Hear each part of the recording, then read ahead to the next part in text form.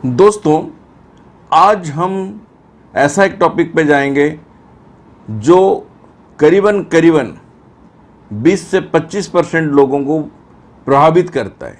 ऐसे तो 90% लोग कमर दर्द से पीड़ित हैं, मगर जो हेर्निएटेड डिस्क है या बल्ज डिस्क है, इसके बारे में कम ही लोगों को पता है। लगभग सारे लोग इससे पीड़ित होने के बाद डॉक्टर के पास जाते हैं और उनकी सर्जरी हो जाती है। मगर आज का वीडियो आप लोग देखने के बाद शायद अपनी मानसिकता बदलोगे और अगर ऐसी समस्या है उसको नेचुरल तरीके से ठीक करने का बहुत सारा तरीका है। और मैं अपने कैरियर में 27-28 साल से काम कर रहा हूँ, उसमें हजारों ऐसे मरीज को ठीक किया हूँ। आप सोचकर देखकर हैरान होंगे। इसलिए सर्जरी अगर आपको डॉक्टर कहते हैं तो आप सर्जरी करने के पहले एक बार परामर्श जरूर लें या फिर एक बार इलाज के लिए मुझे संपर्क कर लीजिएगा। 8826676303 या फिर 8800403758 में व्हाट्सएप करके अपनी रिपोर्ट, MRI, फिल्म वगैरह जरूर भेजें। हो सकता है कि आपकी भी लाइफ बच जाए। दोस्तों, इस तरीके से होती है ये जो बल्ज डिस्क या हेर्निएटेड डिस्क।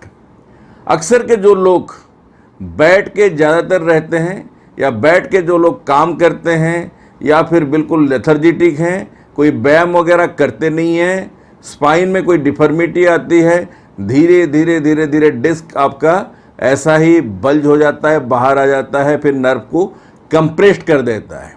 यह बीमारी नर्वस सिस्टम को प्रभावित करती है। यह ज़्यादातर एक ही जगह पर बैठकर जो लोग काम करते हैं उनको अपना शिकार बनाती है। खास करके जिन्हें हेर्निएटेड डिस्क की समस्या होती है, उनका जो दर्द है वो नितंब के साथ साथ जांघों तक दोस्तों आ जाता है। तो इसका जो भी शिकार हैं, जो भी प्रभावित हैं, उनको बहुत ही समझदारी से काम लेना चाहिए। जैसे कि मैंने आपको कहा, अगर ये प्रॉब्लम आपका लोअर बैक में है, खास करके L3, L4, L5, S1 वगैरह एरिया में, तो इसका दर्द नितंब और जांघों में सबसे ज़्यादा प्रभाव डालता है। अगर ये ऊपर के तरफ होता है यानी सर्वाइकल एरिया में होता है, तो इसका जो दर्द है वो हाथों तक आता है और आपका कंधा, आर्म वगैरह इससे बहुत ज़्यादा प्रभावित होता है। खास करके ये बीमारियों से पीड़ित जो आयु वर्ग है दोस्तों, ये 25 साल से लेकर 55 साल के बीच में होता है। और अक्सर के डॉक्टर कहते हैं कि सर्जरी कर लो, मगर सर्जरी करने के पहले 2 बार ज़रूर सोचिएगा, क्योंकि सर्जरी एकमात्र सल्यूशन नहीं है। अगर एक बार सर्जरी हो गई तो हमारे हाथ से चीज़ें निकल जाती है। अगर आपके हाथ में, पैर में सूनापन रहता है या फिर झंझनाहट आपको महसूस होती है या फिर सीवियर टू सीवियर पेन होता है, तो जान लीजिए कि आपका हो सकता है कि बल्जिंग डिस्क की समस्या है, यानी हेर्निएटेड डिस्क आपको परेशान कर रहा है। मांसपेशियाँ दोस्तों इससे कमज़ोर हो जाती है, मांसपेशियाँ क्षय हो जाती है और बल्जिंग डिस्क के आसपास की मांसपेशियों में इतनी दर्द होती है कि वो आपको वहाँ के मांसपेशियों को काफ़ी कमज़ोर कर देता है। इसी वजह से आपका उठना, बैठना, झुकना बेहद ही मुश्किल हो जाता है। कई बारी तो लेट के रहना भी पेनफुल होती है। एक चीज़ दोस्तों याद रखो, अगर आप घर में हो और आपको इस तरीके का समस्या हो रहा है, आपके पास ना एक्सरे है, ना MRI है, ना किसी डॉक्टर को दिखाए हो, अगर बेड पे आप रह गए हो और बिल्कुल हिलना डुलना भी आपके लिए मुश्किल हो रही है, बाथरूम तक भी दोस्तों जाना मुश्किल होता है, तो किसी का भी सहारा लें। तुरंत एक काम करिएगा, वो होता है आपका ठंडा गर्म का सिकाई। अगर देखोगे वो जगह में गर्म ज़्यादा है कमर में या हिप में, तो पहले ठंडा सिकाई करिएगा, तुरंत फिर गर्म सिकाई करिएगा। अगर वो जगह पे गर्माहट नहीं है, उतना हीट आपको जनरेट नहीं हो रहा है, इन्फ्लामेशन वगैरह उतना नहीं है, तो सिर्फ आप गर्म सिकाई कर सकते हो। इसमें आप क्या क्या इस्तेमाल कर सकते हो? कच्ची हल्दी अराउंड 4 से 5 इंच आपको लेनी है। साथ में लेनी है आपको 5 कली लहसुन और 2 इंच अदरक, 2 चम्मच मेथी दाना और 2-3 चम्मच कम से कम बड़े चम्मच में नमक, सेंधा भी हो सकता है, नॉर्मल वाइट नमक भी आप इस्तेमाल कर सकते हो। करीबन 4 लीटर पानी में इसको अच्छे से कूट के डाल दो। जब ये अच्छे से उबल जाए तो ये अब मेडिकेटेड वाटर हो गया, क्योंकि ये सारे चीज़ों में एंटीसेप्टिक, एंटीबायोटिक, एंटी इन्फ्लेमेटरी और नेचुरल पेन किलर दोस्तों होता है। ये तुरंत आपको राहत दिलाएगा, मांसपेशी के अंदर तक जाके ये काम करेगा, किसी भी मेडिसिन से, किसी भी मेडिसिन से दोस्तों बेटर रिजल्ट आपको देगा और उससे स्पीड में काम करेगा।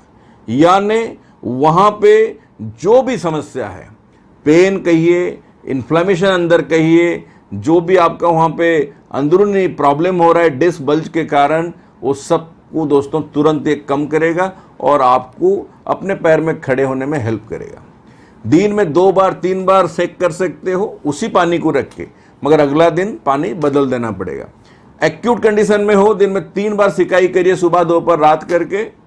अगर थोड़ा आपको राहत मिलते जा रहा है तो फिर 2 बार कर लीजिए और धीरे धीरे एक बार भी आप कर सकते हो। ये घरेलू उपचार है जिससे आप ठीक हो सकते हो। साथ में काढ़ा, बड़ी इलायची 2 ले लीजिए, 2 तेजपत्ता ले लीजिए, 2-4 लौंग ले लीजिए और 1 चम्मच मेथी दाना ले लीजिए, 1 छोटा चम्मच सौंफ ले लीजिए और 4-5 चुटकी आपका दालचीनी का पाउडर। इसको 1-1.5 गिलास पानी में डाल के उबाल लें। चाहे तो थोड़ा तुलसी पत्ता वगैरह भी है उसको भी ऐड कर सकते हो।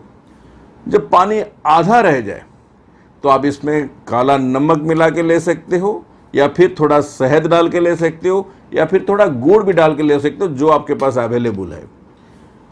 सुबह शाम 1-1 कप करके 2 बार ले लेते हो, दर्द जो आपका है वो आसान हो जाएगा, कम हो जाएगा, धीरे धीरे प्रॉब्लम आपका सॉल्व हो जाएगा।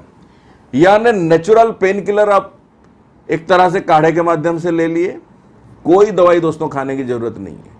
पेन किलर की आदत हमें बर्बाद करती है।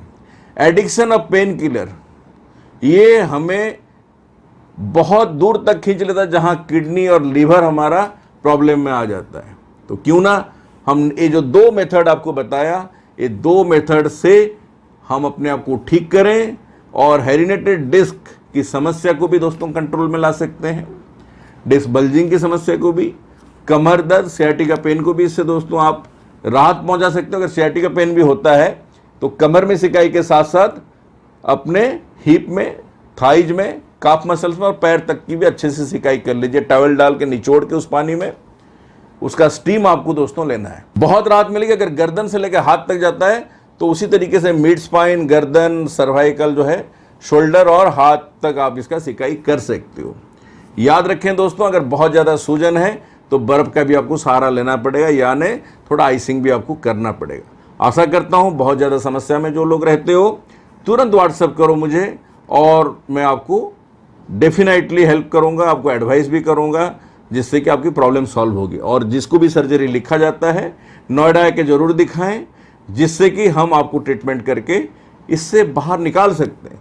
100 लोगों का इंटरव्यू मैंने डाल रखा हूँ यूट्यूब में, उससे आपको इंस्पिरेशन मिलेगा और आपको सर्जरी ना करने के लिए एक भरोसा मिलेगा। आपकी कॉन्फिडेंस लेवल दोस्तों बढ़ेगी। पेशेंस दोस्तों बहुत ज़रूरी है। पेशेंस नहीं रखोगे तब तो आप पेशेंट बन जाओगे और सर्जरी टेबल आपका वेट कर रहा है।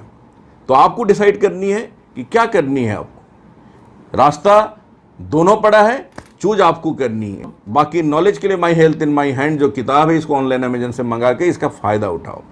Thank you very much. यार दोस्त के बीच में शेयर करिएगा वीडियो, सब्सक्राइब करो, बेल आइकन बजाओ नई वीडियो पाने के लिए। जय हिंद, जय भारत।